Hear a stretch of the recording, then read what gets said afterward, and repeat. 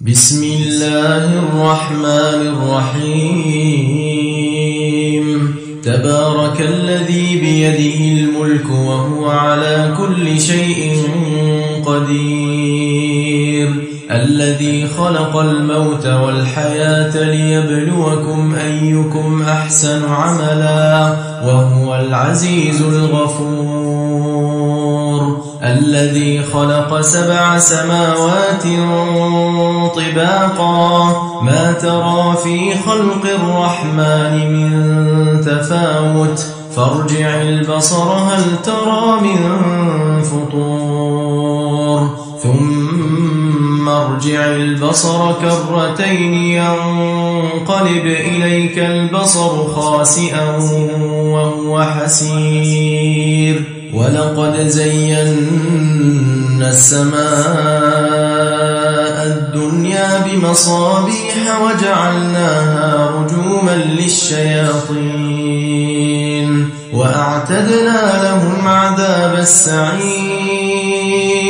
وللذين كفروا بربهم عذاب جهنم وبئس المصير إذا ألقوا فيها سمعوا لها شهيقا وهي تفور تكاد تميز من الغيظ كلما ألقي فيها فوج سألهم خزنتها ألم يأتكم نذير قالوا بلى قد جاءنا نذير فكذبنا وقلنا ما نزل الله من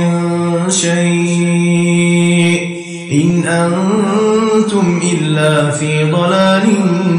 كبير وقالوا لو كنا نسمع أو نعقل ما كنا في أصحاب السعير فاعترفوا بذنبهم فسحقا لأصحاب السعير إن الذين يخشون ربهم بالغيب لهم مغفرة وأجر كبير وأسروا قولكم أو اجهروا به إنه عليم بذات الصدور ألا يعلم من خلق وهو اللطيف الخبير هو الذي جعل لكم الأرض ذلولا فامشوا في مناكبها وكلوا من رزقه وإليه النشور أأمنتم من في السماء أن يخسف بكم الأرض فإذا هي تمور أم أمنتم من في السماء أن يرسل عليكم حاصبا فستعلمون كيف نذير ولقد كذب الذين من قبلهم فكيف كان نكير أولم يروا إلى الطير فوقهم صافات ويقبضن ما يمسكهن إلا الرحمن إنه بكل شيء بصير أمن هذا الذي هو جند لكم ينصركم من دون الرحمن إن الكافرون إلا في غرور أمن هذا الذي يرزقكم إن أمسك رزقه بل لجوا في عتو ونفور أفمن يمشي مكبا على وجهه أهدى أمن يمشي سويا على صراط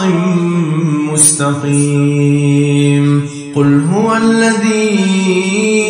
أنزل أنشأكم وجعل لكم السمع والأبصار والأفئدة قليلا ما تشكرون قل هو الذي ذرأكم في الأرض وإليه تحشرون ويقولون متى هذا الوعد إن كنتم صادقين قل إنما العلم عند الله وإنما أنا نذير مبين فلما رأوه زلفة سيئت وجوه الذين كفروا وقيل هذا الذي كنتم به تدعون قل أرأيتم إن أهلكني الله ومن معي أو رحمنا فمن يجير الكافرين من عذاب أليم قل هو الرحمن آمنا به وعليه توكلنا فستعلمون من هو في ضلال مبين قل أرأيتم إن أصبح ماؤكم غورا فمن يأتيكم